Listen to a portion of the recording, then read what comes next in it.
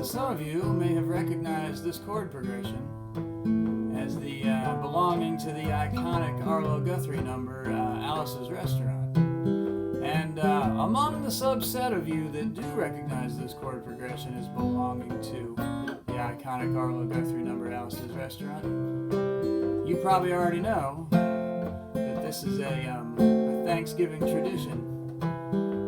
Lots of radio stations, including JPR here locally, plays this thing every Thanksgiving. So I thought we could take a look at the chords.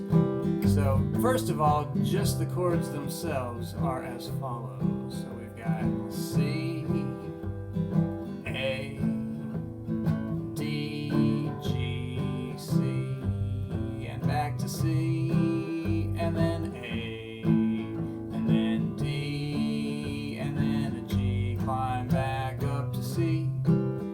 Stay on C, and then F, and then F sharp diminished, and C, A, D, G, C. So not that bad. We'll go through those a little slower. So you could play the song and you could just strum the chords, and that would be fine. You could also, if you've ever worked on anything, if we've ever done anything where you use sort of a Travis style right hand. We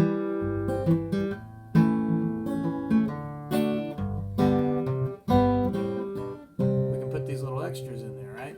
So even without all the walk-ups and everything, if we just did our Travis style right hand, and I don't want to break down how that all works here.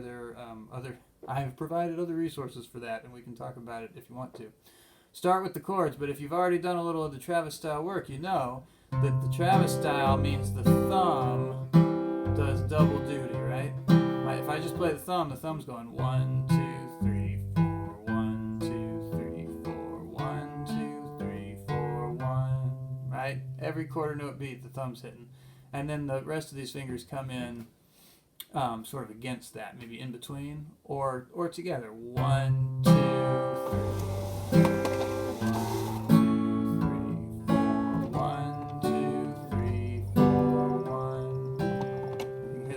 Back there, my printer just decided to spring to life.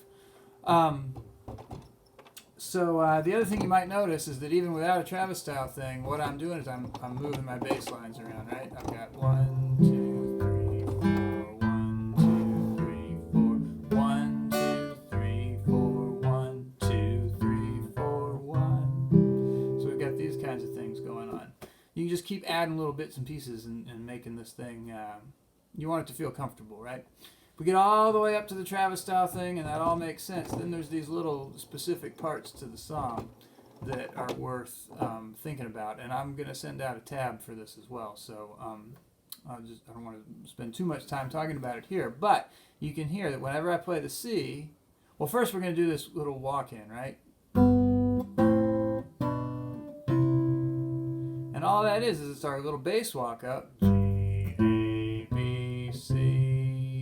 But I've also got a harmony to that, which is all on the open B, or it starts on the open B string and goes B, C, D, E, and then the E on the first string. So you put them together, and there you have it. Anybody who's ever played Blackbird has played the first part of that, right? Go up there for Blackbird. Anyway. So,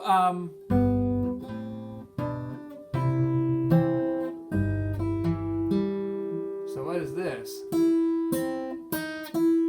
That's just, it's the open E string,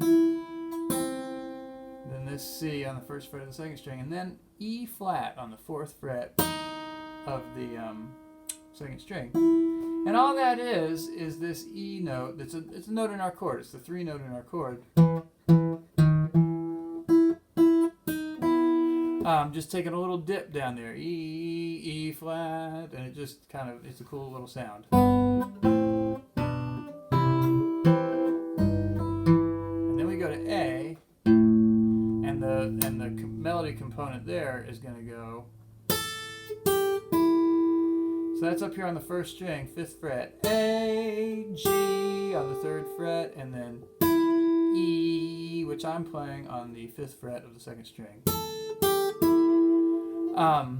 And so if you've got the wherewithal to put that with the chord, you've got, let's see, even if you were just strumming it.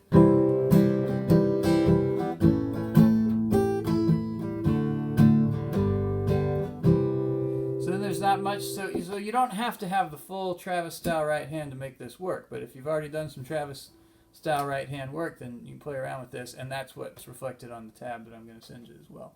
So let's see what else happens here. So we got, from the beginning, we've got C, A, D, G, C. Then we do our little walk up again. C, A.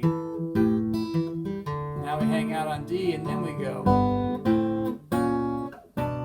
So it's just a variation on our little walk up where we're going chromatically. So in the bass we're going G, A, B flat, B. And then up here we're going B, C, C sharp, D. And so we get a little pause there, right? So we went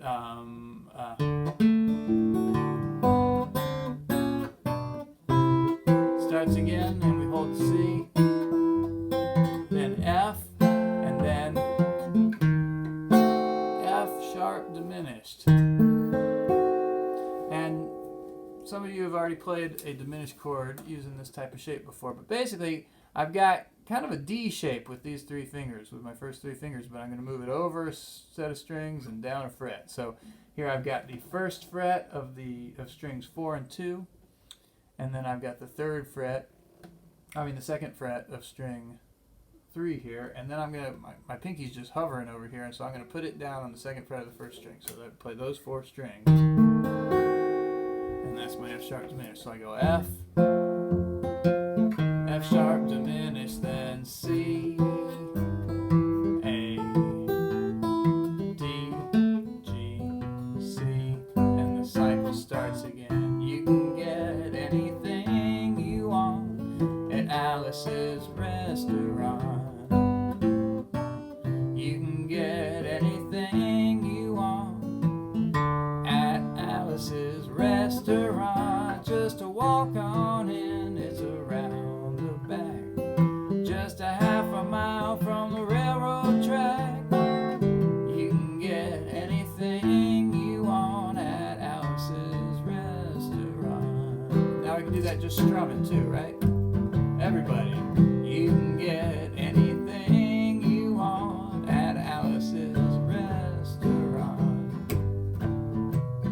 You can get anything you want at Alice's restaurant. Just to walk on in, it's around the back, just a half a mile from the railroad track. You can get anything you want at Alice's restaurant. Okay, check the tab to see how to dial in those specific parts and make this as simple as it needs to be. Happy Thanksgiving, everybody. Oh, and listen to Arlo tomorrow, or today if this is today.